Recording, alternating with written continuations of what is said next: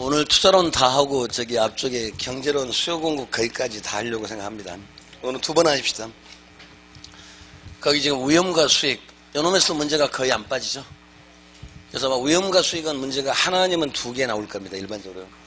그래서 맨 처음에도 우리 지난번에 했던 얘기 약간 겹치는데 첫 번째가 의미. 그래서 맨 먼저 수익이란 말 또는 수익성. 이건 기대치란 말이죠. 우리가 일반적으로 땅 사고 부동산 사는 것은 무슨 목적 때문에 그게 돈 될 것 같은 게 사시는 거 맞죠? 기대치. 그 다음에 이 기대치는 그러면 계산 한번 해봐야 되는데 어떻게 계산하면은 가중평균. 이제 평균으로 계산합니다. 가중평균이요. 그 다음에 가중평균을 어떻게 하냐면은 발생되는 확률. 여기 확률에다가요. 그 다음에 곱하기 수익을 곱할 수도 있죠. 기대 수익. 확률에다 수익을 곱하면 여기까지 오면은 기대 수익이 되고요. 그 다음에 거기다 또 수익률이 나올 수도 있죠. 그럼 여기까지 보면은 수익률이 됩니다. 각각 곱한 다음에 전부 다 더해서 만드는 거죠. 여기까지. 그래서 아마 가장 첫 번째 문제가 이걸 겁니다. 그래서 기대수익 계산 문제는 반드시 봐보실 필요가 있습니다. 이거는 문제가 거의 안 빠지고 나온다고 봐야 되니까. 그래서 기존 형식을 약간 이제 바꿔야 될 것 같아요. 일단 이렇게 해놓고요. 그래서 우리 문제 그 문제가 저 뒤쪽에 있는 수익률을 먼저 한번 해보자고요. 그래서 맨 먼저 보시면 그 수익률 계산 문제가 어디가 있냐면 저 뒤쪽에 페이지 수가 지금 17번, 18번, 그 다음에 19번, 20번 여기까지가 같은 문제입니다. 대개 뭐냐면 지금까지는 문제가 보통 확률을 예를 들어서 경우수를 3개를 주죠. 호황일 때, 불황일 때, 또는 뭐 보통일 때 아마 3개를 줄 거고요. 그거를 약간 이제 우리가 변형을 좀 시켜보면 될 것 같아요. 이런 식으로요. 지금까지 보통 보자면 이제 경우수라고 우리 말로 사상이라고 그러죠. 사건의 양상. 사상이란 말은 이벤트요. 사건의 양상, 경우수. 여기에서 보통 예를 들어서 불황 와주고요.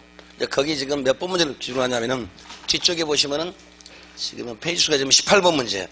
215페이지 거기 17번, 18번인데 먼저 18번 문제를 먼저 할게요.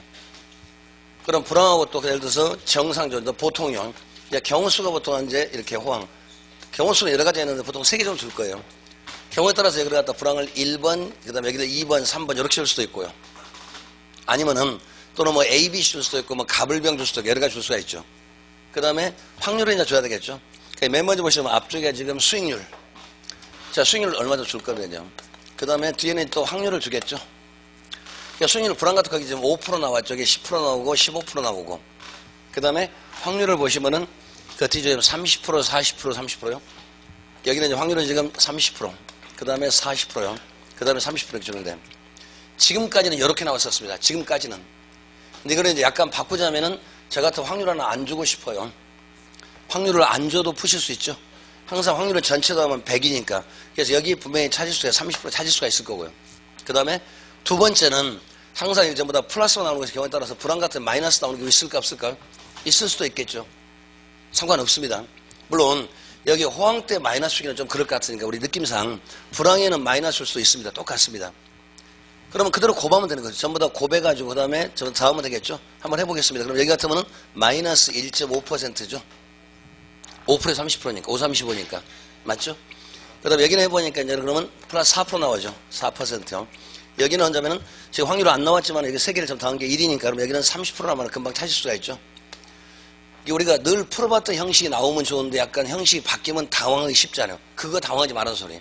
그래서 지금까지는 전부 다 확률을 이렇게 전부 다 주고 나왔었는데 안 주고 나올 수도 있으니까 여기 하나가 빠졌을 때 그때는 전체 1에서 이 2개를 더해서 빼면 되겠죠. 대신에 여기가 2개 빠지기는 어렵겠죠. 2개 빠지면 풀 수가 없으니까 하나는 뺄 수가 있잖아요. 그럼 여기 같으면 이제 4.5 나왔는가 이렇게. 그러면서 또 더해보자고요. 그럼 여기는 얼마 나오겠습니까? 7% 나오죠. 이렇게 나올 수도 있고. 만약 여기가 이제 플러스 나왔다면 당연히 여기는 더하면 10% 나올 거고. 그러니까 경우수가 지금 여기 확률 빠질 수도 있고 그 다음에 하나는 마이너스로 상관이 없다는 소리. 당황하지 맙시다. 그 다음에 이렇게 해서 푸시면 되는 거고 세 번째는 확률 자체를 언급을 안 할 수도 있죠. 예를 들어서 확률 자체를 언급하는 것이 아니라 투자 금액으로 줄 수도 있죠. 총 투자액. 여기만 예를 들어서 투자액 이렇게 줄 수도 있잖아요.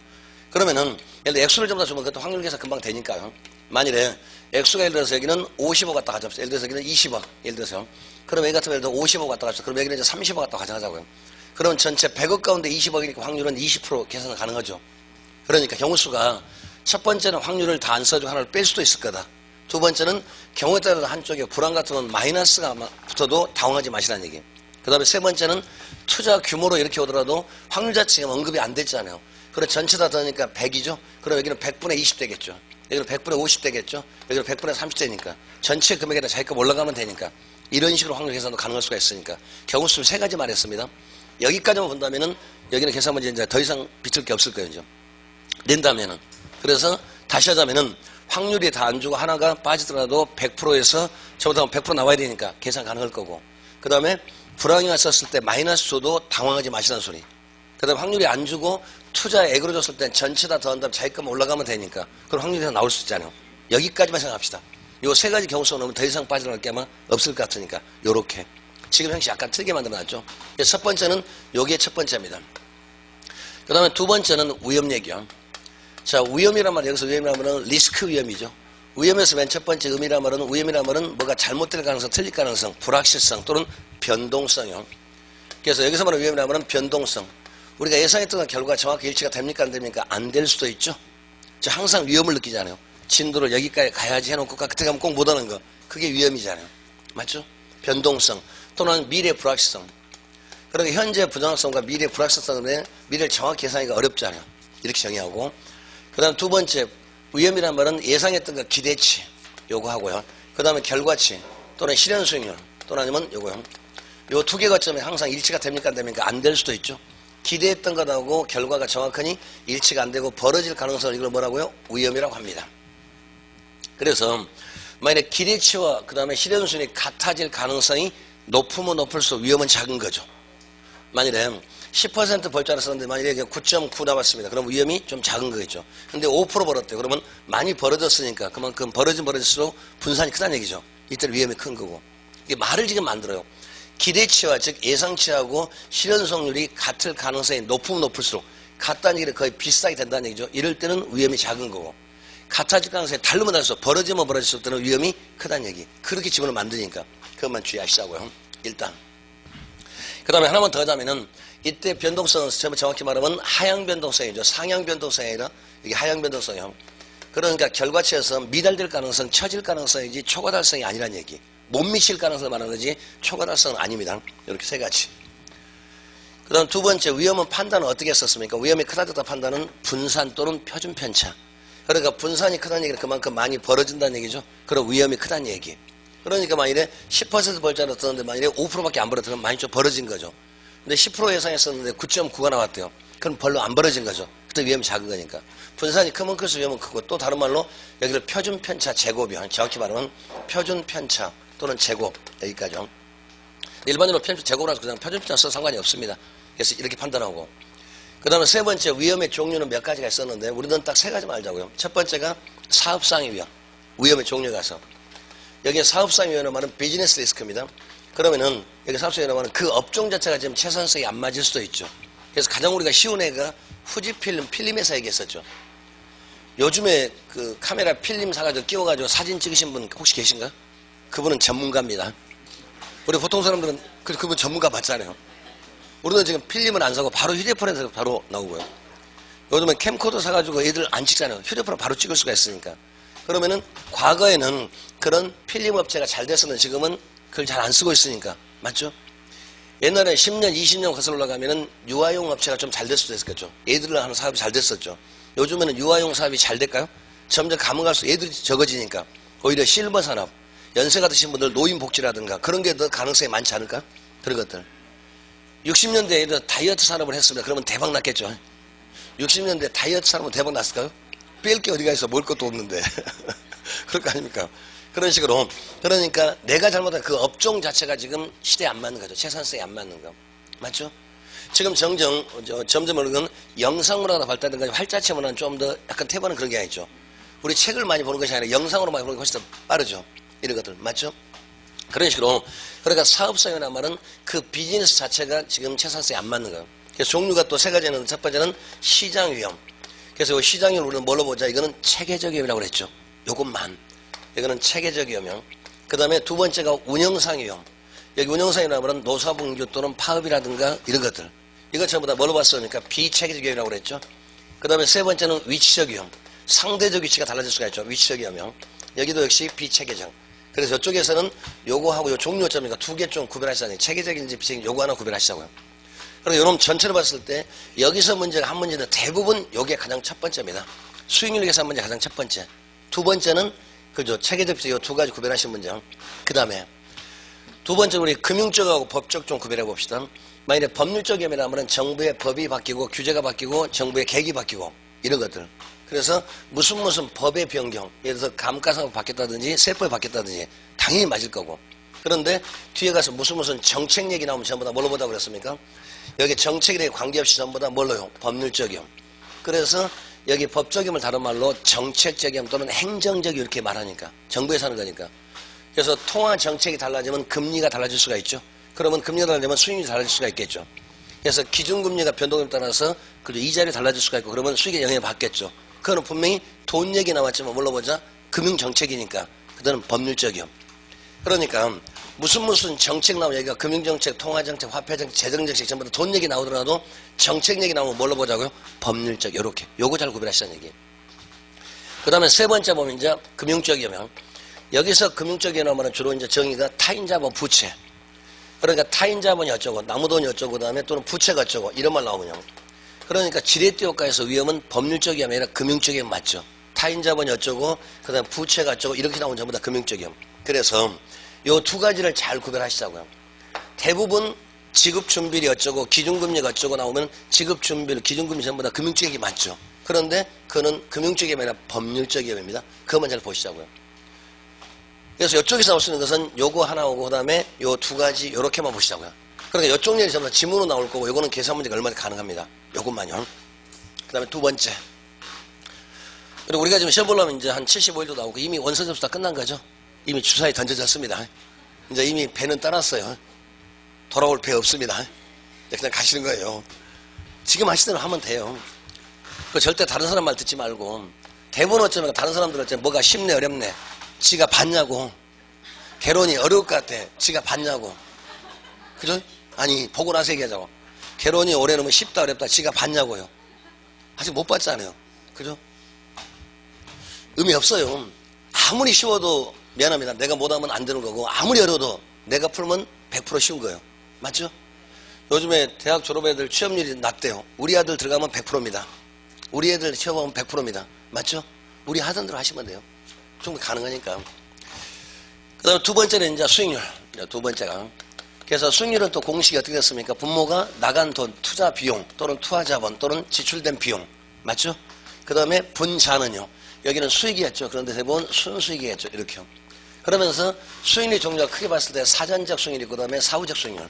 사전적은 사업하기 전에 먼저 하는 거고 사후적은 사업 끝난 다음에 전부 다 계산은 결산 수익률이죠. 이렇게 종류가 크게 두 가지가 있습니다. 요래 보고. 그 다음에 이제 사전적 안에 들어가면 또 종류가 두 가지가 또 있었죠. 요구 수익률이 있었고 기대 수익률. 요구 수익률하고 기대 수익률. 맞죠? 그래서 여기 요구 수익률이라는 말 글자 그대로 반드시 구해야 되는 수익률. 그래서 요구 수익률의 정확한 정의가 특정 투자자가 특정 자본을 특정 자산에 투입할 때 기본적으로 필수로 최소한 그 사람이 원하는 목표치가 있었지 않냐. 그거를 요구 수익률. 그러니까 요구란 말이 무슨 말이니까 반드시 구한다는 얘기 아닌가. 기본적으로. 그 다음에 이에 비해서 기대 수익이라는 말은 내가 원하는 것이 아니라 그 물건이 그 투자로부터 내가 얻을 수 있는 가능성이 있는 수익성. 이렇게. 그러니까 일단 두 가지를 동시에 이렇게 보시자고요. 그러면서 요구수는 맨 첫 번째는 반드시 투자자란 말 나와야 되죠. 투자자. 투자자 자신이 원하는 목표치. 그래서 우리 요구 점수는 60점입니다. 맞죠? 우리 60점 넘으면 되잖아요. 민법은 더 잘하시니까. 아닌가요? 민법도 잘하시잖아요. 그래서 투자자 자신이 원하는 것. 그러면서 여기는 비용성이죠. 이렇게요. 그러니까 요구수의 정확한 의미가 특정 투자자가 특정 자본을 특정 자산에 투입할 때 그 투자자 자신이 원하는 목표치, 그 자신이 원하는 그저 필수의 그 최소한의 기본적인 목표치를 요구 수익률 이렇게 말하죠. 우리 전라도 말로 하면 번전치기 수익률이죠. 아무리 해도 그 정도는 벌어야 됩니다. 우리 회사 기본급이 바로 요구 수익률이죠. 보너스는 그 예고요. 그래서 기본적으로 원하는 거. 그래서 투자자 자신이 기본적으로 원하는 겁니다. 그에 비하자면 여기 기대 수익률은 투자자가 아니라 투자 대상으로부터, 투자 물건으로부터, 투자 행위로부터. 그러니까 내가 그거 했을 때 투자로부터 나한테 줄 수 있는 것. 그걸 여기는 수익성 이렇게 말하겠죠. 그래서 여기 투자자란 말, 비용이란 말, 투자, 그 다음에 수익성 요거 잘 구별 한번 해보시자고요. 첫 번째가. 그 다음에 여기는 비용이 어쩌고 수익이 어쩌고 나왔었는데 만일에 시험에서 비용이 더 큽니다 작습니다 이렇게 물어볼 리는 없겠죠. 이래 물어보면 우리를 왕무시한다고 그랬죠. 비용이 수익보다 크다 작다 이걸 모르신 분은 아마 안 계실 거니까 그렇게 안 물어봐요. 대신에 말을 바꿔야 되겠죠. 그 다음에 또 수익이 큽니다. 그러면 당연히 어쩌니까 할 거 아닙니까? 같아질 때까지 한다는 얘기요. 그래서 이렇게 되면 투자가 될 거고 여기는 투자가 안 이루어질 거고 그 다음에 요 두 개 차이점 이럴 땐 초과인이 있을 거고 이런 정상이면 보통이만 있고 초과인이 없다는 얘기. 일단 여기까지. 그 다음에 두 번째 투자자 자신이 원하기 때문에 이거는 사람마다 같을까 틀릴까 전부 다 틀리겠죠. 그래서 주관적 수익률 이렇게 똑같은 100억짜리 건물 샀는데 A라는 사람은 글쎄 한 7%만 벌면 되지 않냐. B라는 사람은 무슨 소리야. 난 능력이 좋은 사람들이 한 15% 벌어야지. 그죠? 그럴 수도 있잖아요. 사람마다 목표치가 같을까 틀릴까요? 틀리겠죠? 그래서 주관적 수익률 이렇게 말합니다. 그에 비해서 여기는 객관적 수익률이죠. 여기는 주관적이 아니라 객관적이에요. 주어지는 또 확률과 저기요. 수익이 있으면 전부 곱해서 만들기 때문에 똑같은 객관적 수익률 이렇게 말합니다. 일단 요게 있을 거고요. 그 다음에 세 번째. 이 요구수익이라는 말은 이거는 시간비용하고 그 다음에 더하기 위험비용. 시간비용 더하기 위험비용이요. 자, 이게 무슨 말이냐면은 지금 현재 제가 100억이라는 돈을 가지고 있습니다. 만일에 그래서 맨 첫 번째는 예금을 했다고 가정합시다. 예금하면 해도 이자가 5% 나온다 가정을 해요. 자, 100억 예금하면 이자가 5% 나와서 1년에 이자 수익이 5억 나온다 가정하자고요. 그런데 100억 예금해가지고 1년에 5억밖에 안 나오니까 좀 욕심이 안 맞아요. 너무 작은 것 같아. 그래서 이 예금을 빼가지고 뭐 했냐면 예를 들어서 요 건물이 어쩌니까 지금 투자했습니다. 예금했던 맡겼던 돈을 찾아가지고 그 건물 땅에다가 건물에다가 투자해놨어요. 그래서 만일에 두 번째 사업을 했다고 가정합시다. 예를 들어서 그러면은 여기서 벌 수 있는 거 버리고 이쪽으로 옮겨왔으니까 최소한 이거 대신에 요만큼은 이제 요거만큼은 버려야 정상이겠죠. 그럼 기본적으로 5%는 버려야 될 거 아닙니까? 이게 바로 이자 비용이에요. 그 다음에 이거 말고 또 알파가 있으니까 했겠죠. 만일에 예금에서 5%씩 나오는데 건물 사고 부동산 투자했을 때 5%밖에 안 나온대요. 그럼 뭐 하려고 사업하면 골치 아프게. 그냥 넣어두고 놔두면 되는 거죠. 그보다 더 많이 벌 것 같으니까 사업하지 않았을까? 그러면은 이때 요거를 뭐라고 하고 요걸 뭐라고 할래요? 지금 그 얘기입니다. 요게 바로 시간비용입니다. 이거는 위험비용이요. 시간비용이란 말은 시간을 포기한 대가. 지금 우리가 돈을 가지고 있어서 막 써보세요. 그럼 돈 쓰면 그 재밌는 감정 있죠. 돈 쓰면서 남 주고 뭐 사주고 뭐 주고 해봐요. 사람들이 뭐라고 합니까? 정말 사람 좋은 사람이다. 그죠? 안 주고 챙기면 뭐라고 합니까? 도둑놈, 자린고비, 인색한 놈. 그렇게 말할 거 아닙니까? 똑같이. 그러니까 이 시간비용이라는 말은 쉽게 말하면은 돈을 가지고 지금 쓰면 너무 좋은데 그 느낌을 일정 기간 동안 참는 데까지요. 제가 100억 가지고 지금 막 쓰고 돌아다닙니다. 그럼 쓸 때쯤이니까 남한테 막 가오다시 잡고 니까 얼마나 재밌을 거 아닙니까? 근데 그 느낌, 가오다시요. 그 말 알아듣잖아요. 그런데 제가 안 쓰고 어쩝니까? 돈을 딱 지금 예금해놨다면 그 썼을 때 느끼는 그 만족감, 돈 쓸 때 재밌는 느낌을 일정 기간 참아야 되겠죠. 그 참음이 될까 바로 시간비용, 이자비용입니다. 그래서 그걸 갖다가 무위험수익이라고 말하죠. 이거를 이자비용을 무위험률. 그래서 무위험수익률, 무위험률 이렇게 말하고요. 그 다음에 요거는 위험률을 뭐겠어요? 위험할증률, 위험보상률. 그래서 여기를 위험할증률 이렇게 말하죠. 만일에 은행에다 예금해 놓으면 만약에 5% 수익은 많이 없더라도 원금은 안 없어지잖아요. 근데 부동산 투자 원금이 없어질 수도 있죠. 그죠? 감가상 될 수 있으니까. 그래서 여기 위험비용, 위험할증률은 물가상승, 금리변동, 뭐 경기변동 이런 것들. 그래서 여기 위험은 체계적 위험, 비체계적 위험, 체계적 위험, 비체계적이 아니라. 맞죠? 그렇기 때문에 요구수익에 포함되는 것은 체계적 위험이 포함되지 총위험이 다 포함된다 그 말은 아니죠. 비체계적은 빠진 거 맞죠. 또 위험과 수익은 비례한 거 맞죠. 그때 모두 위험과 수익이 비례한 것이 아니라 체계적 위험과 수익이 비례하지 비체계적은 아니란 얘기. 이거 오신 거죠? 그 다음에 이제 이번에는 이게 어차피 위험에다 지금 여기 더해졌으니까 위험이 가산됐다고 해서 이거를 위험 조정률이라고 그래요. 그러니까 위험 조정률을 또 다르게 말하면 요구 수익을 다르게 말해서 위험 조정률 이렇게 말하니까 이런 말들이 과거 여러 번 나왔었고 여기도 보니까 지문에 나오더라고요. 일단. 그 다음에 네 번째 요구 수익이라는 말은 투자자 자신이 벌어야 될 최소한이고 필수적 기본적 수익률. 아무리 못 벌어도 그만큼 벌어야 돼요. 그래서 이거를 최소한의 수익률. 또 반드시 벌어야 되니까 반드시 필자에서 필수적 수익률. 최소한의 수익률 또는 필수적 수익률 똑같은 얘기요. 같죠. 또는 아니면 기본적 수익률 또는 명목 수익률, 목표 수익률 다 같은 얘기. 최소한 나는 그 정도 벌어야지 기본적인 목표치가 있을까 없을까? 있겠죠. 우리의 기본적 목표는 합격이라는 게 기본적 목표죠. 맞죠? 합격 기본적 목표 맞잖아요. 그 기본적 목표는 분명히 충족될 수 있으니까 대신에 조금만 하자고요. 지금부터 그렇게 한 75일 남았는데 이때가 정말 중요하니까 조금씩 정리를 해 나가시는 거예요. 이런 것도 그냥 읽지 마시고 한번 써보시는 거예요. 내가 한번 써보고 한번 다시 한번 해보고. 그냥 읽어보는 거 내가 써보는 거 분명히 차이가 있습니다. 한번 써보면 훨씬 더 틀려지니까. 그런 몇 번만 써보자고요. 그래서 하나씩만 정리하시는 거예요. 오늘 하루 종일 위험과 수익 정리하더라도 한 문제, 최소한 한두 문제 나오니까 이거 정리하시는 거예요. 그게 시간을 줄이는 거니까. 조급증에 걸리면 안 돼요. 개론 보다가 아니야 민법도 봐야 돼. 보다가 또 공법까지 마시고. 그죠? 한 30분 보다가 아니야 저리 가야 돼. 안 봐도 그죠? 그잖아요. 그러지 마시고 딱 정리하는 거예요. 조금씩 해가는 거예요. 된다니까요. 내가 나를 믿어야죠. 나는 100% 된다 확신감 있어야 잘 될 거 아니에요. 내가 될까? 그러면 될 것도 안 되겠어요. 아, 된다니까요. 아, 안 되는 게 어디겠어, 지가. 내가 하는데. 그죠? 그 다음에, 5번째. 이거는 뭐라 하면 시장가치예요. 시장가치입니다. 그래서, 그죠? 요것은 비용이란 말 또는 시장가치가 시비 보통 이렇게 많이 외우잖아요. 최소한 요 정도는 알 필요가 있죠. 그 다음 두 번째는 요 정도 알아야 되겠죠. 시장가치. 똑같습니다. 요 시장가치도 다르게 말하면 이거는 객관적 가치 맞죠. 객관적 가치. 그 다음에 6번째. 그 다음에 자본의 기회비용. 자본의 기회비용은 포기한 대가인데, 자, 무슨 말이냐면은, 예금하면은 5% 수익을 벌 수가, 이걸 버리고, 요렇게 했으니까, 이거 대신 요거니까. 그래서, 이거를 대체적 수익 또는 대안적 수익률. 이거 대신 요거니까. 즉, 100억을 은행에 예금해 놓으면은, 1년에 5% 수익이 얻고 있는데, 이걸 버리고 요걸 택했으니까, 이걸 버린 대가 요거 아닌가요? 그걸 포기한 대가를 기회비용이라고 말하죠. 기회비용. 또는, 이거 대신 요거니까, 대안적 수익률. 이거 대신. 또는 대체적 수익률, 대안적, 대체적 똑같은 얘기 맞잖아요. 이거 버리고 요리 왔으니까 요거 대신 요거니까 이거 대신이다. 대안적 수익률 또는 대체적 바꿨으니까 또는 기회비용 같은 말이죠. 자본의 기회비용 또는 우리 자본비용이라는 말을 많이 쓰잖아요. 자본의 기회비용 또는 자본비용 여기까지는 좀 보시자고요. 그 다음에 또 보자면 여기는 교환가치 얘기죠. 그래서 이쪽에서는 요거하고 그 다음에 요 녀석하고 그 다음에 요렇게 정도로 좀 보시자는 얘기. 물론 다른 거 다 나오겠지만 요게 기본이니까 일단 여기까지만.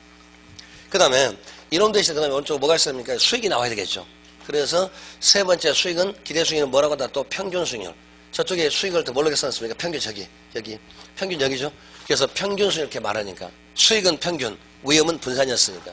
그래서 평균 수익률 이렇게 말해도 상관이 없습니다. 똑같으니까 이렇게 말하고요.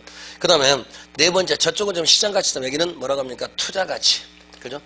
그래서 그 일에 투자 가치가 있냐 없냐, 돈 되냐 안 되냐. 그래서 요거하고 요거 좀 아실 필요가 있죠. 투자 가치는 주관적 가치입니다. 객관적 가치가 아니라. 그 다음에 5번째 이걸 뭐라고요? 내부 수익률. 내부적 수익률 아니면 또는 내부 수익률. 요 정도까지요. 이걸 또 다르게 말하면 사용 가치이죠. 그래서 여기까지 3개 정도로 기억합시다. 그러니까 비용에 대한 얘기, 시장 가치, 기회비용, 요구 수익률. 그다음 오른쪽 수익은 투자 가치고 그 다음에 내부적 수익률이고. 그죠? 투자 대상에서 요렇게요. 그러면서 이제 요 두 개를 해가지고 어쩌면 투자하겠으면 여기 이제 나올 거 아닙니까? 나올 거고. 그 다음에는 여기 사후적 수익률, 실현 수익률. 실현 수익률 또 다르게 말하면 결과적 수익률, 역사적 수익률, 결산치, 결산 수익률, 실현 수익률요. 요래 있었을 때 이번에는 이 실현 수익이라는 말은 투자를 할 건지 말 건지 판단 기준이 안 되죠. 실현 수익은 우리 언제 합니까? 매년 끝난 다음에 계산 나온 수익이기 때문에 투자 당시에는 투자의 준거 기준이 됩니다, 안 됩니다? 안 되죠. 이건 모르죠. 이거를 정확히 알고 있으면 미래가 정말로 좋을 건데 모르니까 이거를 정확히 할 때 언제 시험 보고 나시면 이제 나옵니다. 시험 보시는 순간 1번 요거 나왔구나. 예상했던 게 나오면은 정말 좋은 거고. 그죠? 근데 거의 비슷하게 나올 거니까. 그 다음에 그러면 실현수익은 그러니까 실현수익이라는 말은 투자의 타당성 판단 기준은 안 됩니다. 대신에 뭐는 된다? 위험의 판단 기준. 요 두 가지가 이렇게 달라지는 것 중에 뭐라 하겠습니까? 저쪽에서요? 위험. 그러니까 실현수익은 위험의 판단 기준은 되지만은 투자의 준거 기준은 안 됩니다. 여기까지. 된 거죠? 이게 두 번째. 그 다음에 세 번째가 뭐냐면 이제 위험 처리. 그래서 위험을 처리한다는 얘기는 위험을 줄이거나 제거하거나 없앤다는 얘기죠. 그러니까 위험처는 우리식으로 말하면 안전빵이죠. 안전성. 돈 많이 벌자는 소리가 아니라 지키자. 그래서 위험을 처리한다는 말, 위험을 관리한다는 얘기는 위험을 없앤다는 얘기니까. 그래서 이거는 안전성형. 이걸 높이는 문제. 그래서 더 쉽게 말하면 위험을 줄이거나 제거하거나 없애는 방법. 그래서 위험 제거가 있고 회피가 있고 그 다음에 어쩌니까 통제가 있고 보유가 있고 좀 여러 가지가 있습니다. 근데 그 중에서도 우리는 이렇게 하자고요.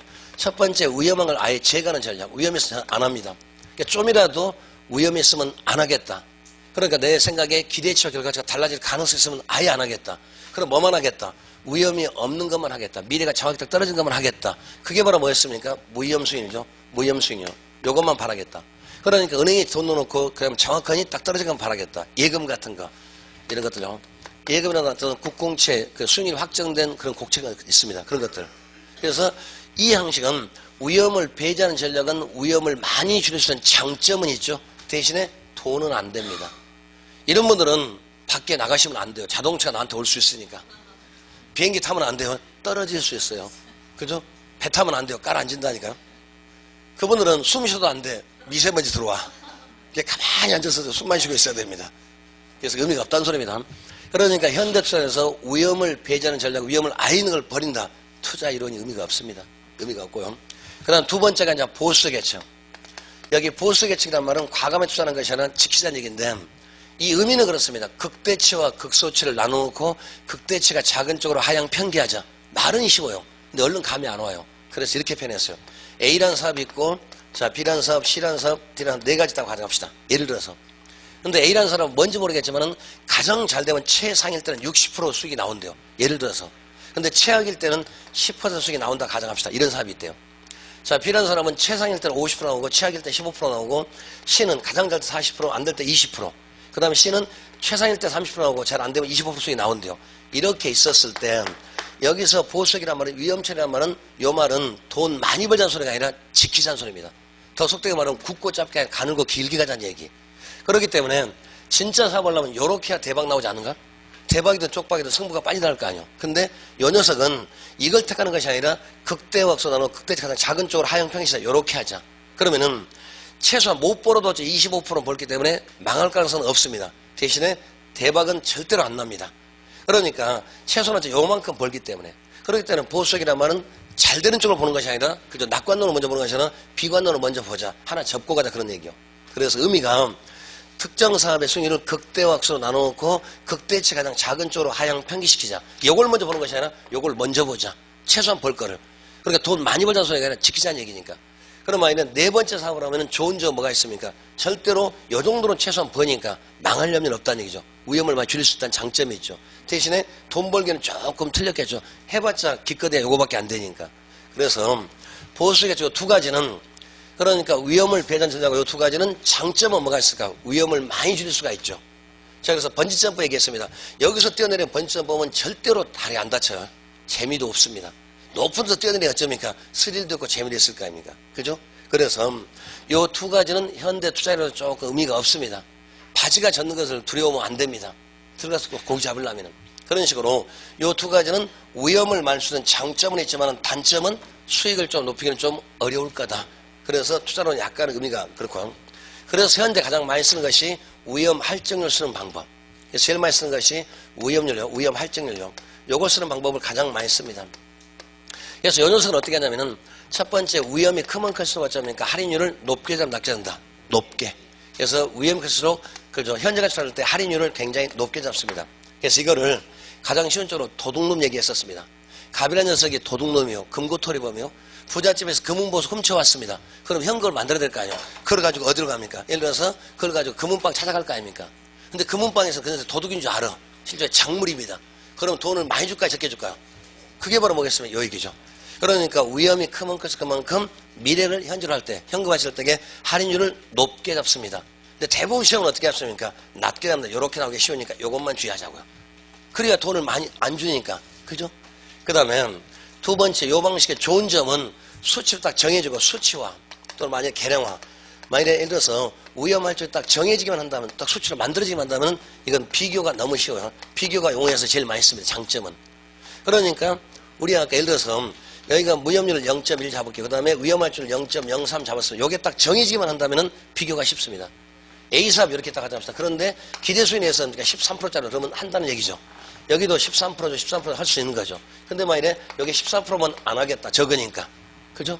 그래서 이때 위험할 줄에 딱 정해지기만 한다면 너무너무 비교가 쉬우니까 제일 많이 씁니다. 근데 단점은 위험할 줄 정하기가 쉽다, 어렵다. 어렵도. 물건마다마다 개별성 때문에 어렵고 또 그 다음에 주관성에 개입되기 쉬우니까 이걸 정하기가 어렵잖아요. 그래서 제가 예를 들어 경제가 좋으면 정확히 딱 10%씩 올라간다. 그거 아니란 얘기. 맞죠? 또는 만일에 예를 들어 도로가 넓어지고 접근성이 좋아지면 정확히 수익이 5% 올라가냐? 그런 거 아니란 얘기. 지역마다, 위치마다, 물건마다, 경제 상황마다 이거 정하기가 쉬워요, 어려워요? 여기 어려워. 그래서 요걸 못한다니까 꽝이라는 소리죠. 그러니까 장점은 정해지면 비교가 쉬우니까 잘 쓰는데 단점은 이것점이니까 부가가 하기가 쉽다 어렵다. 요게 좀 어렵다. 위험할 때 정하기가 쉽지 않다는 얘기. 그래서 요 세 가지로. 근데 주로 문제는 요걸 주로 냈었습니다. 대부분 요거 나올 거니까. 할인율 높게 잡는다, 낮게 잡는다. 높게 잡아야 되는데 대부분 위험이 크므로 낮게 잡아야 된다. 요렇게 말을 유도할 거 아닙니까? 그것만요. 그 다음에 네 번째. 이번은 민감도 분석. 그래서 민감도 분석이란 말은 얼마큼 영향을 주는가. 그죠? 예를 들어서 지금 모 그룹의 총수가 지금 구속되어 있습니다. 그래도 SA 잘 나간 거 보니까 민감도가 적다는 얘기죠. 어디 얘기인지 모르지만요. 그러니까 민감도란 말은 이렇게 썼을 때에 우리가 투자를 할 때 수없이 많은 투입 요소를 이렇게 있습니다. 여러 가지 요소가 있는데 이 중에서 어떤 하나가 오르고 떨어졌을 때 전체 수년제 가치에 어떤 걸 미치는가. 이거를 민감도라고 그래요. 그러니까 정확히 말하면은 하나 움직여서 민감도를 말하고 두 개 이상 움직여서 시뮬레이션에서 이렇게 말합니다. 그리고 우리 쪽에서는 민감도 분석이란 여러 가지 투입 요소가 있는데 그 중에서 하나가 변동됐습니다. 예를 들어서 정부에서 법인세를 올리고 내림에 따라서 그 그룹 전체 수능수 영향을 받을까 안 받을까요? 받을 수도 있지 않아요.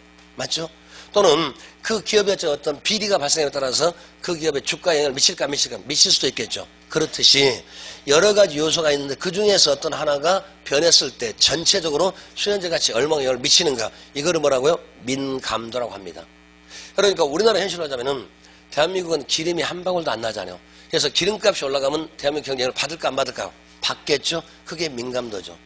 우리 작년인가 그 작년인가 사스란 중동 호흡기 증후군 그것 때문에 어쩝니까? 메르스 그것 때문에 영향을 받았습니까? 안 받았습니까? 받았죠. 그때 여행업계는 직접적인 타격을 받았잖아요. 또 그 앞전에 사스라고 하는 그런 것들요. 동남아 그거 나왔을 때 그때 그쪽 여행사 영향을 받았을까 안 받았을까? 받았겠죠. 그거는 뭐라 합니까? 민감도. 그래서 우리 쪽 시험에서는 민감도 의미 갖고 답을 만들지는 않을 겁니다. 여기는 뭐만 보자고요?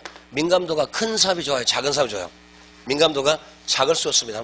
민감도가 클수록 퐁당퐁당이요. 왔다 갔다 한다는 얘기니까. 그러니까 꾸준히 간 게 좋지 않을까요? 그래서 민감도가 작은 사업이 그만큼 가치의 수현제 가치의 수익의 변동이 적을 거고 그럼 꾸준히 가니까 좋은 사업이다. 민감도가 크면 클수록 안 좋습니다. 요렇게 여기까지. 그러니까 이게 인과수 전체형. 이쪽에서 문제가 한 문제 나온다면 여기서 한 문제 그다음 요렇게 크게 봤을 때 딱 세 문제입니다. 근데 요거는 그렇게 많이 안 나와요. 대부분 첫 번째 두 번째 여기서 나올 거니까 대부분 첫 번째 가장 먼저입니다. 요것만 정리하시다니까. 요거를 정리해 보시고 한번 내가 써보고 읽어보고 이제 문제 풀어보는 거예요. 요게 위험과수 전체입니다. 자 읽어볼게요. 이제는 6번부터 봅시다. 거기 207회 6번부터인데 뒷쪽 내용이 조금 섞어져 있어요. 부동산 투자에 관한 설명인데 가장 적합한 것은 자 1번 보시면은 투자란 불확실한 미래 현금 수입을 불확실한 미래 현금 수입과 현재 현금치를 교환하는 행위로서 그 다음에 체계적 위험을 제거하기 위해서 다른 거 다 떠납시다. 투자에서 체계적 위험 뺍니까 못 뺍니까? 그죠? 비체계적을 빼기 위해서 그러니까 불확실해서 위험을 제거하는데 어떤 위험? 내가 뺄 수 있는 빼자. 그 내가 제거가 가능하고 불필요한 위험이라는 것은 비체계적이지 체계적은 못 뺍니다. 맞죠? 지금 우리나라 기후가 과거 한 10년 전, 5년 전보다 점점 여름에 너무 덥잖아요. 요즘은 조금 좋아요. 이제 시원하니까. 어제 그전은 좀 시원하더라고요. 그전은 좀 더웠었지만. 여름에 더운데 제가 어쩌니까 시원해라 안 시원해져요. 기후가 안 바뀐다는 소리. 그러니까 체계적 위험은 전체되기 때문에 개인의 어떤 특성에 따라서 개인에 따라서 바뀝니까 안 바뀝니까? 안 바뀝니다. 체계적 위험은 줄이기가 어렵죠. 제가 불가능합니다. 그러니까 포트폴리오를 하는 목적은 체계적 위험을 표현하는 것이 아니라 비체계적 위험을 줄이기 위해서. 그럼 1번 틀린 거죠? 자, 틀렸고요. 두 번째, 부동산 총 매입금에서 전세금을 제외한 그런 차액만을 부담해서 가족을 매입하는 경우는 지렛대고를 합니다. 그래서 전세 끼고 집 산다. 또는 은행 대출금 안고 사는 것을 지렛대가 요렇게 이해하시는 거죠? 그래서 지렛대가라는 것은 차입금 등 타인 자본을 밑거름 삼아 내 자본의 수익을 높이는 것. 이거를 지렛대가 그렇게 말했죠. 기억나시는가요? 그래서 맞습니다. 그렇기 때문에 우리 일반적으로 집을 팔 때에도 그 다음 부담과 예를 들어서 은행 대출이 하나도 없을 때는 잘 안 팔리는데 은행 대출금이 끼어 있으면 더 잘 팔려요. 그렇게 할 수도 있으니까. 그래서 전세 끼고 집 사는 게 지렛대가 맞습니다. 그래서 그걸 지렛대 간주할 수 없다가 아니라 간주할 수 있다 그래야 맞겠죠. 뒤가 틀렸고요. 그 다음에 세 번째, 부동산 투자의 위험에 따라서 추가적으로 되는 수익률을 위험의 대가로 하고 이걸 위험 보상 위험 할증률로 합니다. 이럴 때 위험과 수익은 무슨 관계? 비례죠. 그러니까 정확히 말하면 위험과 수익은 비례인데 정확히 말하면 체계적 위험과 수익이 비례하는 거지 비체계 비례하지 않는다는 얘기. 그래서 위험이 커지면 당연하지만 수익도 높아지는 거 맞죠? 그렇기 때문에 중개사 시험이 어렵기 때문에 우리한테 기회가 있고 어렵기 때문에 나중에 돈 된다는 소리죠. 쉬우면 만약 중개사 사람이 쉬워가지고 운전면허 시험 봐서 쉬워가지고 모든 사람 다 가지고 있대요. 그러면 우리한테 기회 안 옵니다. 이미 다 시장 끝났습니다. 어려우니까 지금 남아있는 거죠. 맞잖아요. 항상 뭐든 긍정적으로 생각합시다. 그러니까 어려우니까 어쩌면 남들이 못하니까 나만 할 수 있는 독특한 능력이 있으면 돈 되는 거 맞잖아요. 남들은 잘 못하니까 우리는 해요. 반드시 어쩌니까 할 수 있다니까. 그래서 거기는 위험과 수익은 반비례가 비례. 수익이 커지면 위험도 크고 위험이 크다는 얘기, 수익도 크다는 얘기. 그래서 위험과 수익의 비례관계. 맞죠? 네 번째, 부동산 투자의 장점으로는 소득이익과 자본을 획득하고 진입효과, 절세효과, 구매력 보호, 그 다음에 사업의 이윤, 소유 긍지, 인적 통제 여러 가지 등등등 있습니다. 맞죠? 소득이득은 가지고 있었을 때 매번 꼬박꼬박 벌어들이는 수입. 우리 같으면 임대 수입입니다. 그다음 자본이익은 매매 차익, 팔았을 때 버는 것 이렇게. 맞죠? 답은 네 번째네요. 그 다음에 다섯 번째, 투자의 위험을 피하고 안전한 수익을 얻기 위한 고전적 자산 3분법은 그 다음에 이용하는 것은 최적 아닙니다. 그러니까 최적이란 말은 만약에 최적의 포트폴리오, 최적이 나오면 반드시 뭐가 나와야 되겠습니까? 우리 효율적이로가 나오겠지만은 포트폴리오에서 최적이로는 효율적 전선하고 무차익세에서 만날 때가 최적이죠. 그죠? 그 세 가지밖에 없다. 그 소리는 아니잖아요. 여러 가지 방법이 있는 하나의 예시적으로 보여주는 것이 고전적 3분법, 예금의 3분의 1, 주식 3분의 1, 부동산 3분의 1. 요게 정답은 아니죠. 지역마다 상황에 따라 틀릴 수가 있으니까 최적이기는 어렵습니다. 답은 그럼 몇 번이요? 네 번째. 이 문제 그렇게 어렵진 않습니다. 자, 넘어갑니다. 그 다음에 이제 8번 문제. 8번 위험에 대한 얘기입니다. 다음은 부동산 투자 위험에 대한 설명으로 옳은 것을 한번 골라보세요. 옳은 거죠. 경기 침체, 시장의 수요 감소, 시장 상황 변동, 이거는 전부 다 위시적이 아니라 시장 위험이죠. 그러니까 시장 위험이란 말은 여기요. 그러니까 사업성의 시장 위험이란 말은 전부 다 내가 잘못한 것이 아니라 시장 상황, 시장의 힘, 그 다음에 일반 경제 상황, 제가 그렇게 표현했죠. 일종의 체계적인 건 똑같은 얘기죠. 그래서 시장이 어쩌고저쩌고, 경기 침체 어쩌고, 이런 것 전부 다 예상으로 달라진 것은 위시적 위험이 아니라 시장 위험. 위시적 위험은 상대 주시가 변했을 때. 요거잖아요. 만일에 여기 지금 예를 들어서 사거리에 가게가 하나 있는데 너무너무 장사가 잘 됩니다. 좋았습니다. 그런데 이번에 그 옆에 가서 어쩌니까 공장이 들어서고 쓰레기 매립지가 들어섰대요. 그럼 요 자리가 별로 안 좋을 수도 있죠. 요게 위시적 위험. 상대주의 시가 변하는 거. 말뜻이. 그래서 거기 같으면은 경기가 어쩌고, 시장 수요가 어쩌고, 시장 상황이 어쩌고, 일반 경제가 어쩌고, 이런 말로 하면 시장 위험으로 맞죠. 자, 기억번 틀렸습니다. 자, 기억이 틀렸으니 그러면 기억 빼면은 일단 1번은 답이 아닌 것 같아요. 자, 두 번째. 대출자는 차입자에게 고정금리 대출을 실행하는 경우에 인플레 위험이 낮아지는 것이 아니라 높아지는 거죠. 예상 인플레. 그래서 고정금리 하면 다 좋은데 나쁜 점이 인플레 위험을 당하기 쉽다. 근데 정확히 말하면 예상치 못한 인플레가 나왔을 때 은행이 위험한 거지. 예상된 범위 내에서 움직이면 은행은 유리할 수도 있습니다. 지금 이 말 이해했어요? 그래서 그런 인플레 위험을 벗어나기 위해서 은행은 어떻게 했습니까? 변동금리로 바꿨죠. 그래서 변동금리는 그저 대출자 쪽에서 인플레 위험을 누구한테? 차입자, 즉 수요자한테 떠넘깁니다. 이렇게 전가라고 그랬죠. 위험 전가. 그래서 2번도 틀렸습니다.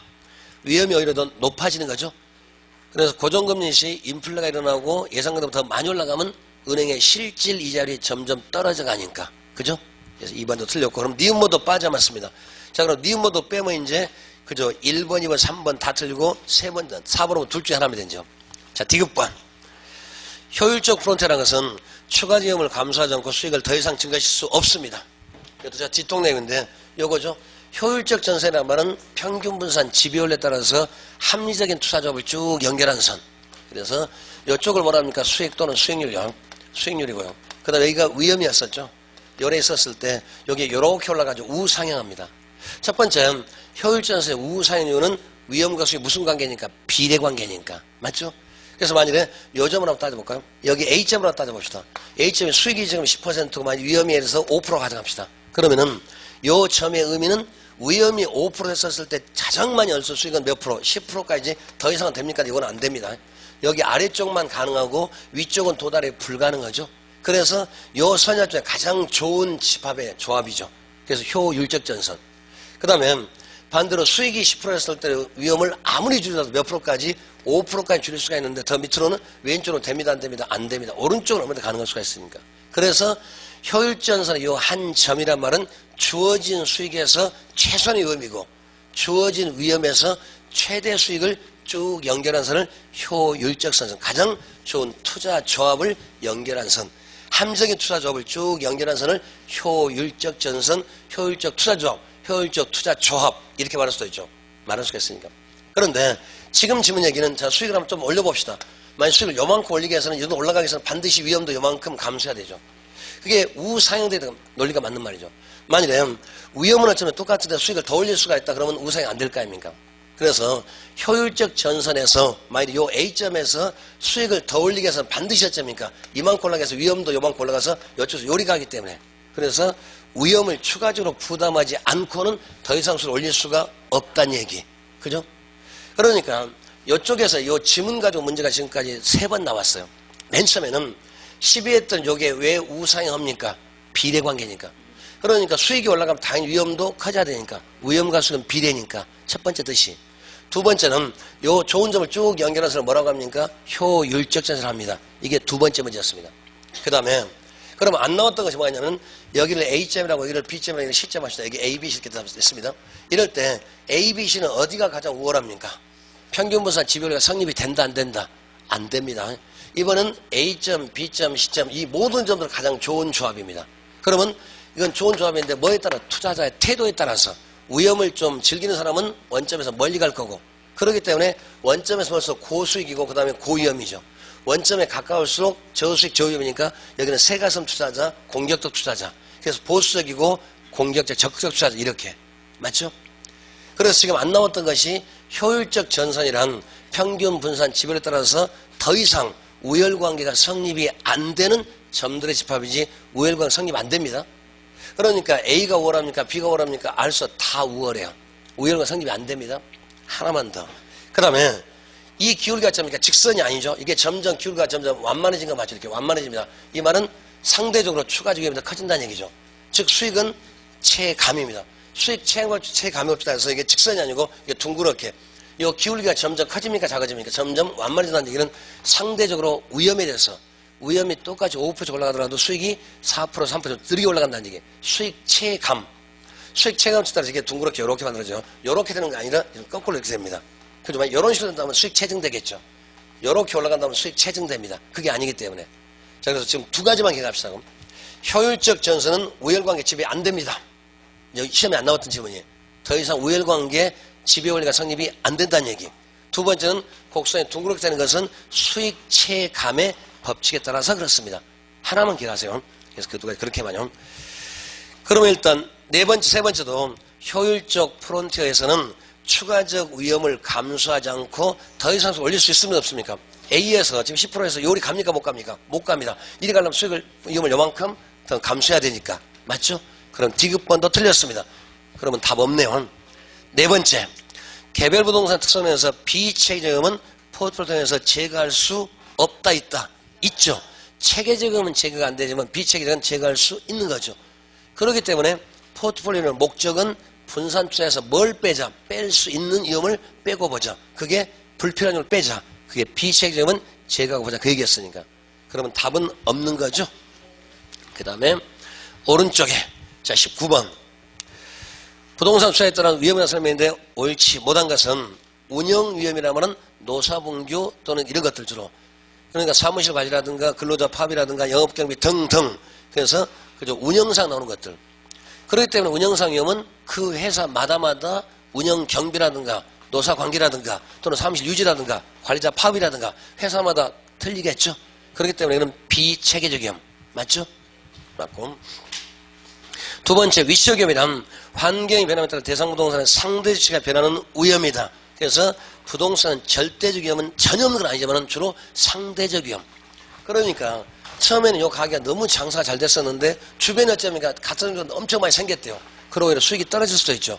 그것도 상대적 위험. 그죠? 그 다음에 세 번째, 투자 금액을 모두 자기자본 조달한 경우에는, 즉 100% 지분 투자하는 경우에는 금융적 위험이 제로가 될 수가 있죠. 그런데 만약에 타인 자본, 다시 말해서 지렛대 효과를 이용할수록 위험은 커지겠죠. 근데 그때 무슨 위험? 법률적 위험이 아니라 금융적 위험. 그러니까 금융적 위험 제로가 됐을 때는 지렛대 효과 나오지 않습니다. 두 개 말 합치자면. 금융적 위험이 제로가 되면은 지렛대 효과는 발생하지 않아요. 그게 무슨 말입니까? 타인 자본 하나도 전부 다 100% 내 돈 가지고 투자하니까 지렛대 효과 나와요, 안 나와요? 안 나온다는 얘기. 그러니까 금융적 위험이 제로가 되면 지렛대 효과 발생 안 하는 거고, 언제든지 자기 자본 수익률하고 총 자본 수익률 항상 같아집니다. 여기까지 왔어요? 항상 내 돈이 전체고 전체가 내 돈이니까. 부채 없이 100% 내 돈 투자하면 지렛대 효과 안 나온다. 그때는 총 자본이 내 거고 내 것이 총 자본이니까 총 자본 수익률하고 그 다음에 지분 수익률, 자기 자본 수익률이 언제든지 같아진다는 얘기. 지금 말 뜻이 된 거죠? 그렇게 말을 바꿀 수도 있고요. 그 다음에 네 번째, 법적 위반은 정부의 정책이나 법률 개정 또는 이런 걸로 인해서 투자 수익률이 달라진다. 그러니까 정부의 법이 바뀌고 규제가 바뀌고 정부의 계획이 바뀌고 또는 무슨 법, 이거 전부 다 법률적인 맞죠? 그런데 금융정책, 통화정책, 화폐정책, 돈 얘기 나오더라도 무슨 정책 나오면 전부 다 뭘로 보시라고요? 법률적입니다. 그래서 가장 많이 쓰는 것이 지급준비라고 그 다음에 금리 얘기를 잘 많이 쓸 거니까 그게 5번째 얘기예요. 이런 식으로 기준금리 인상에 따른 이자를 변하는 투자 요구수는 변화되므로 그 부동산 가치가 달라진다. 이거는 금융적이 아니라 법률적입니다. 금리 바꾸고 기준금리 인상이 나오고, 그죠? 또는 정부의 제도가 바뀌고 금융정책, 통화정책 바뀔 수도 있죠. 그죠?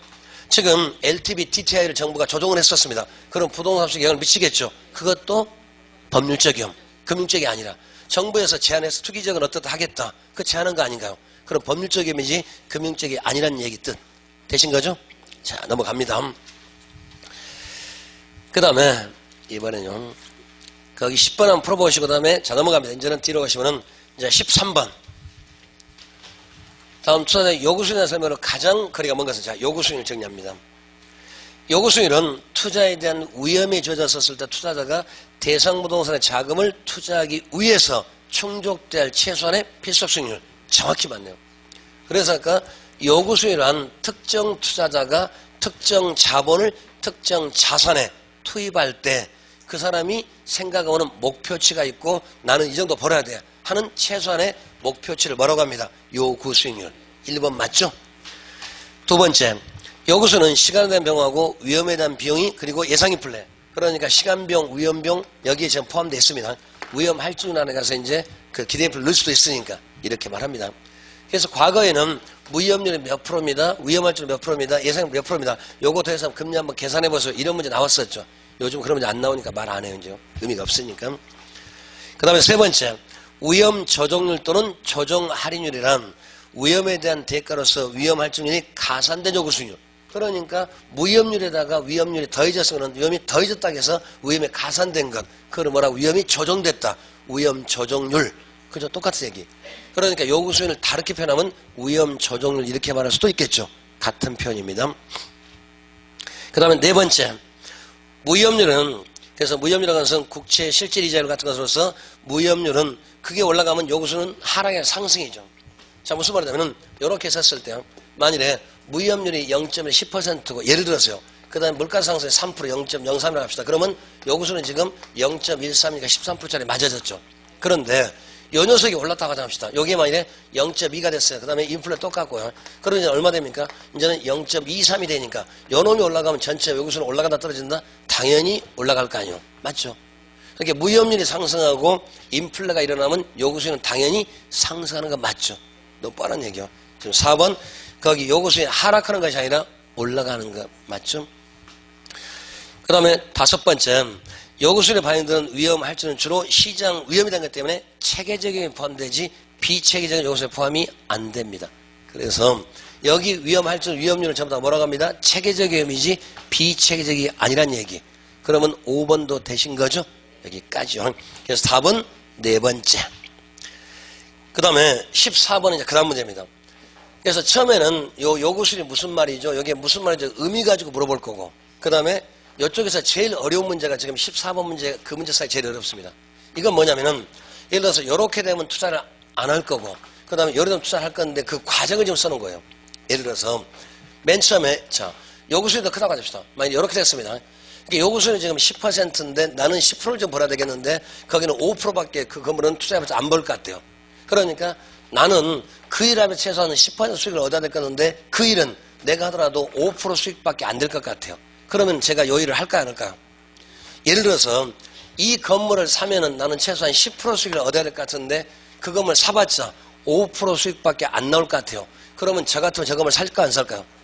그 말은 다시 말하면 이렇게 썼을 때요. 그러니까 지금 말은 요구 수익이 기대보다 클 경우에는 투자 수요가 감소합니다. 다시 말하면은 요 건물 가치가 10억이 거래되고 있는데 투자 수요가 줄어든다는 얘기는 수요 곡선이 어느 쪽으로 간다? 왼쪽으로 간다는 얘기인가? 수요가 줄었으니까. 자, 왼쪽으로 갑니다. 그럼 초가 공급돼서 가격이 어쩌니까 떨어지겠죠. 자, 그래서 요구 수익이 기대보다 크다면은 즉 요구 수익률이 기대보다 클 경우에는 투자 수요가 감소해서 그럼 대상으로 가치가 떨어졌어요. 이제. 자, 그러면은 10억 투자해서 5억 번, 그 다음에 수익률이 50%인데 이게 떨어져서 9억 됐습니다. 그럼 9억 투자해서 5억 나오니까 이제는 55% 될 수 있죠. 자, 그러면은 요 녀석이 어쩌면 점점점 올라가요. 자, 무슨 말이냐면은 요구 수요나 기대 수요를 비교해 봤었을 때 요구 수요가 더 크다. 그러면 투자 수요가 줄어들 거다. 자, 수요가 줄어들면 수요 없이 왼쪽으로 갈 거다. 그럼 부동산 가치가 떨어질 거다. 즉 부동산 가치가 10억에서 9억, 8억에 떨어지면 상대적으로 요 놈이 변한 것이 아니라 요 녀석이 올라갑니다. 또 반대로 이렇게 됐습니다. 기대 수익이 더 크다고 가져갑시다. 나는 지금 10% 벌려고 했었는데 그러면 15% 벌 것 같아요. 그러면 서로 너도 나도 어쩌니까 저 물건 사서 투자하려고 하겠죠. 왜? 돈 될 것 같으니까. 그러면은 그때는 요구 수요보다 기대 수요가 클 때는 서로 돈 될 것 같으니까 투자 수요가 많아지겠죠. 많아진다는 얘기 이것이 어느 쪽으로? 오른쪽으로 이동하겠죠. 그럼 초과 수요 되겠죠. 그럼 값이 어쩌니까 올라갈 거 아닙니까? 그래서 처음에는 10억 투자해서 15억 나왔으니까 150%였었는데 이번에 부동산 올라가지고 11억 투자해서 15억 나온다는 얘기는 150%가 못 되죠. 이제 수익이 떨어질 거 아닙니까? 그래서 요 녀석은 결론적으로 안 움직이고 요 놈이 어쩌니까 오르고 떨어져서 일치한다. 그게 포인트입니다. 이 문제 전체 포인트는 두 개가 서로 다를 경우에 자 부동호 생겼을 때는 분명히 가치가 오르고 떨어지고 갈 겁니다. 그럼 대상물 가치가 변함에 따라서 요 놈은 가만히 있어요. 안 움직여요. 요 녀석이 오르고 떨어져서 움직이는 거지 요구수익이 움직인다 그러면 틀렸다는 얘기. 포인트는 거기 하나밖에 없으니까. 자, 다시 투자를 결정할 때 요구수익과 기대수익이 같지 않았을 때 즉 부동호 이렇게 생겼을 때 요래 생겼을 때는 분명히 투자 수요가 달라질 거다. 늘 수도 있고 줄 수도 있고 수요가 변할 거다. 자, 수요가 변함에 따라서 수요 곡선이 움직일 거다. 수요 곡선이 움직이면 가치가 변할 거다. 즉 가치가 변함에 따라서 기대 수익이 가치가 떨어지면 올라갈 거고 올라가면 떨어질 거고 그러니까 두 개가 불일치됐을 때는 요구 수요는 가만히 있고 기대 수익이 오르고 떨어져서 일치하는 거지 요구 수익이 움직여서 일치한다 그러면 틀렸다는 얘기. 그 한마디만. 여기까지 오셨어요? 한 번 더. 그러니까 요구 수요 기대 서로 다를 때 즉 부동호가 생겼을 때에는 뭔가 움직인다. 요 놈이 오르고 떨어져서 일치하는 거지 요구 수요는 가만히 있습니다. 됐죠? 기대 수요는 움직이는 거지 요구 수요는 안 움직여요. 자, 읽어볼게요. 14번. 다음은 투자로부터 예상되는 기대 수익과 투자자의 요구 수익 관계를 나타내는 것에 가장 타당하지 않는 것은 다음 투자의 타당성의 경우에 투자를 한다고 가정한다. 자, 1번. 기대 수익과 요구 수익을 비교해서 기대 수익이 요구 수익이 크거나 같다면 그 투자는 할 거다. 즉 여기서 이렇게 크거나 또는 같을 경우는 한다 안 한다? 한다. 맞죠? 두 번째. 요구 수익에 비해서 기대 수익이 낮을 경우 이번은 그러면 요구 수익에 비해서 기대 수익이 낮다는 얘기는 요구 수익이 더 클 경우에 그러니까 요구 수익이 더 클 경우는 그 다음에는 그 부동산 투자를 안 하려고 할 거다. 그런 투자 수요가 왼쪽으로 할 거다. 수요 수요가 움직일 거다. 그럼 가치가 떨어질 거다. 가치가 떨어지면 기대 수요는 올라갈 거다. 요렇게. 여기까지 오신 거죠? 자, 두 번 다시 읽어보면은 요구 수익에 비해서 기대 수익이 낮을 경우에는 대상으로 가치는 점점점 하락합니다. 이해되신 거죠? 즉 다시 말해서 내가 벌어야 될 것보다 더 돈이 안 될 것 같으니까 서로 안 하려고 할 거 아니에요. 그러면 안 하려고 한다는 얘기는 투자 수요가 줄어들 거 아니에요. 그럼 그 부동 수요가 줄어드니까 수요 곡선이 왼쪽으로 갈 거 아닙니까? 왼쪽으로 가면 가격은 떨어질 거 아닙니까? 수요가 왼쪽으로 갔다는 얘기는 초가 공급되니까 그럼 값이 떨어지겠죠. 2번 말 뜻이. 되신 거죠? 이 과정을 지금 엮는 거예요. 그러니까 이런 과정을 그냥 말로 외우신 것에 좀 생각을 좀 하셔야 돼요. 그러면서 좀 그려보셔야 되니까. 제 과목은 위치가 조금만 내가 이해가 되면 굉장히 쉬워진다니까. 개론 정말로 쉬운 과목이요. 왜 어렵냐면 그냥 애우려고 하니까 어려워져요. 안 외워져요. 나이를 생각하셔야지. 안 외워지잖아요. 저는 나이가 적으니까 잘 외운다니까요, 또요. 올해 이제 29이니까 잘 외워요. 29이라고 생각하고 살아요. 이제 12시 아직 못 됐으니까. 그러니까 애우려고 하지 마시고 말을 엮으셔야 돼. 그러니까 결혼은 서둘러서 되는 과목이 아니라니까. 이걸 어떻게 다 외웁니까? 다 외워두면 좋아요. 근데 안 외워집니다. 중요한 것은. 더욱 중요한 것은 시험에 기억이 안 난다는 거예요. 제일 중요한 것은. 그러니까 말을 엮어야 돼요. 그래서 반드시 어쩌니까 내 걸로 해석을 해줄 필요가 있으니까. 그게 처음에는 어려워요. 근데 그것만 되면요. 결혼 정말 어떤 것보다 쉬우니까. 논리가 딱딱 맞게끔 되어 있으니까. 근데 처음에는 그게 잘 안 되잖아요. 그래서 처음에 그랬으면 좀 많이 읽어봅시다. 반드시 읽어보셔야 돼요. 안 읽어보면 안 됩니다. 아무리 바빠도 바늘 귀에다가 실을 끼웠어야지 허리에 매서 못 씁니다. 다른 과목 틀려요. 그죠? 다른 과목은 글자가 그게 딱 빠지면 어쩝니까? 시장 구청장 구소가 빠지면 그건 틀린 거야. 바로 들어가야 돼. 그죠? 말도 안 바뀌어. 제가 말이 바뀌잖아. 그러니까 절대 서둘러서 되는 과목이 아니라 논리적으로 따져가자고요. 그게 필요합니다. 그래서 2번은 됐고, 그 다음에 세 번째, 시장 가치가 하락할 경우에 대상보다는 기대수는 점점점 증가될 것이다. 그래서 아까 시장 가치가 10억에서 했을 때는 10분의 5니까 50% 할까. 근데 9분의 5 나오면 뜨는 점이니까 55%. 점점 분모가 작아지니까. 맞죠? 네 번째. 기대수와 요소순이 다 다르면, 그래서 기대수와 요소순이 다르다면은 기대수순이 변해서 결국 기대수와 요소순이 같아진 수는 일치된다. 두 개가 불일치됐었을 때 어떤 놈이 움직인다. 기대수순이 오르고 떨어지는 거지 요구수는 가만히 있고 기준되니까. 그러면 5번 틀렸어요. 요구수는 상순해서 예를 들어서 물가상 금리 변동 될 수도 있죠. 그러면 요구수준이 10%잖아요. 15% 될 수도 있겠죠. 올라갈 수 있으니까. 올라갈 수 있을 겁니다. 그럴 때는 대상보다 시장 가치가 변동이 되는 경우에 요구수준이 다시 하락해서 틀렸습니다. 그러니까 결론은 두 개가 불일치했던 요놈은 안 움직이고 요놈이 움직이 항상요. 그래서 기대수익이 오르고 떨어져서 일치하는 거지 요구수는 가만히 있습니다. 언제든지요. 그게 키입니다. 다시 한 번만 더요. 그러니까 이쪽에서 문제가 나오면 지금 말이 제일로 길어요. 요구수나 기대수가 다를 수가 있다. 그럴 때는 분명히 여러분 부동호 생기면 언젠가는 이렇게 될 거다. 너희 될 거다. 그럼 어떻게 됩니까? 부동호 생김에 따라서 부동산 수요가 늘고 줄고 갈 거다.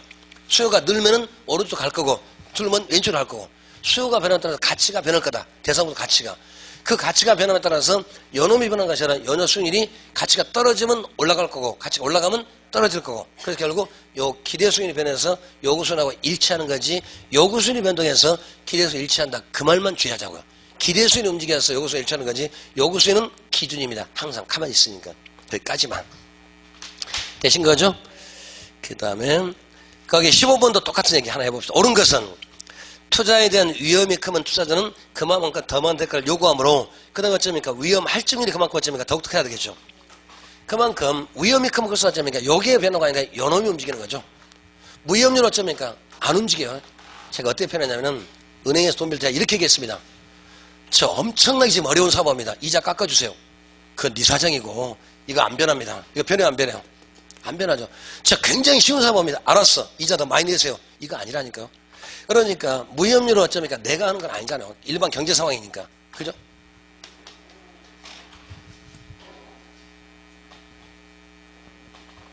된 거죠? 그러니까 일단 연효수업이라고 하다 위험이 요걸 커지는 거죠. 그러니까 무위험률은 일반 경제 상황이기 때문에 내 사정 관계 있습니까 없습니까? 관계 없어요. 요놈이 오르고 떨어지고 하는 거죠. 자 그럼 1번 다시 보면은 투자에 대한 위험이 크면 그 투자자는 그만큼 더 많은 대가를 원합니다. 위험 할증률 내거. 그래서 무위험률이 증가되어서 요구수익이 더욱더 커지는 것이 아니라 위험 할증률이 높아서 커지는 거죠. 됐어요? 무위험률 안 변해요. 두 번째, 어떤 부동산에 대한 투자자 요구수익이 기대에서 크다면 요구수익이 더 큽니다. 이렇게 되면은 부동산 가치는 점점점 하락이 되고 부동산 기대수익은 점점점 하락이 아니라 상승. 자, 그 말이 무슨 말이냐면 아까 했던 얘기 다시 해봐요. 그러니까 요구수익은 지금 10%, 그 다음 기대수 5%, 그러니까 이렇게 됐잖아요.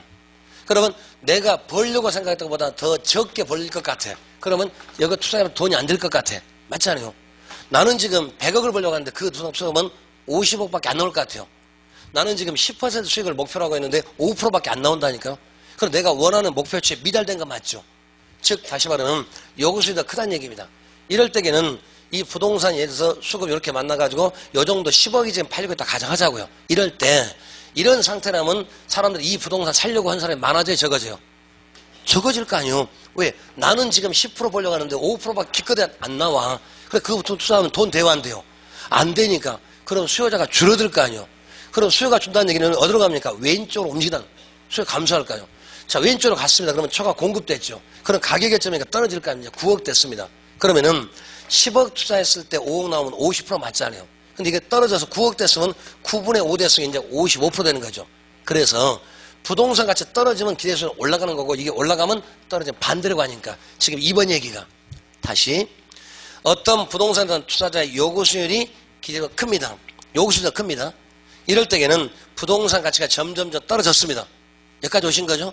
가치가 떨어짐에 따라서 기대 수익은 올라가요, 떨어져요? 올라가는 거거든요. 하락이 아니라 상승. 됐어요? 틀렸고. 그 다음에 세 번째. 어떤 부동산에 대한 투자자 요구 수익이 기대보다 작다면 이번은 기대 수익이 더 큽니다. 자, 기대 수익이 더 크니까 돈 될 것 같아요. 그럼 서로 하려고 할 거 아닙니까? 그럼 투자 수요가 많아질 거 아니에요. 그럼 수요 곡선 오른쪽으로 갈 거 아닙니까? 가면 초과수 되니까 값이 올라가겠죠. 값이 올라가면 이번엔 기대수익이 점점점 떨어져서 일치하겠죠. 같은 논리예요. 그럴 때에는 볼까요? 부동산의 가치는 점점 상승되고 대상보다의 요구수익이 상승하는 것이 아니라 요구수익은 안 변한다니까 기대수익이 점점점 하락한다. 이래야 맞죠. 그러니까 이 지금 했던 말의 키는 이게 부동호 생기면 뭔가 움직여서 일치가 될 거다. 뭐가 움직인다? 기대수익이 움직이는 건지 요구수익은 안 움직입니다. 그게 포인트예요. 언제든지. 그래서 세 번째는 요구수익이 점차 상승하는 것이 아니라 기대수익이 점점점 떨어진다. 그래야 맞죠. 같이 올라갔으니까. 네 번째. 요구수익이 20%인데 기대수익이 10%입니다. 그러면 요구수익이 크죠. 투자할까 안 할까요? 안 할 거 아니에요. 그러면 투자 수요가 줄어들어서 왼쪽으로 갈 거 아닙니까? 수요가 없으면 왼쪽으로 가겠죠. 가면 가치가 떨어지겠죠. 떨어지면 상대적으로 기대수익은 점점 10%가 아니라 11%, 10% 점점 올라가서 일치가 될 거 아닙니까? 네 번째 말 뜻이. 다시. 그래서 요구수익이 20%인데 기대수익은 10%라면은 부동산에 대한 요구수익은 점점점 하라고. 뒤에 요구수익이 어떻게 떨어지고 올라가고 기대수익이 점점점 올라갈 거고 따라서 그 다음에 요구수익 20%인데 기대수익이 만약 30%라면 부동산에 대한 요구수익이 변동하는 것이 아니라 기대수익이 점점점 변할 거다. 맞죠? 그게 말은 엄청나게 길게 했지만 포인트가 뭐가 되겠습니까? 기대수익이 움직여서 일치한다. 이거죠. 요구수익은 안 움직입니다. 틀렸고. 다섯 번째. 투자자 요구수익이 20%인데 기대수익이 10%라면은 투자 가치가 시장 가치보다 작다는 거. 투자 가치가 뭐니까? 수익. 시장 가치가 뭐니까? 비용. 그러니까 지금 요구수익이 20% 기대수익은 10%라는 얘기는 요렇게 됐다. 자, 요렇게 됐으니까. 그러면 요 놈이 더 크다는 얘기는 요 녀석이 요거보다 더 크다는 얘기. 투자 가치보다는 시장 가치가 더 크다는 얘기. 맞죠? 그래서 시장 가치 CB 우리 그렇게 외우자고 시장 가치 비용. 그래서 세종대왕이 활자를 우리 생각에서 맞춰 주셨다. CB 여기 투자 가치 수익성 우울해져 우우 이렇게 투자 가치하고 이렇게 한 거 기억나시죠? 그래서 초등학생 방법 쓴다 그렇게 말했잖아요. 이럴 때에는 그러니까 투자자 요구수는 20%인데 기대수 10%하면 투자 가치는 그다음 투자 가치 시장 가치보다 작다는 뜻이며 투자 요구수 20% 기대수의 30%하면 이제는 투자 가치가 더 크다는 것 시장 가치보다도 되신 거죠? 말이 좀 길죠. 여기까지요. 그 다음에 좀 쉬신 다음에 이제 16번부터 10%부터 이거 지우지 마세요. 좀 쉬어갑시다.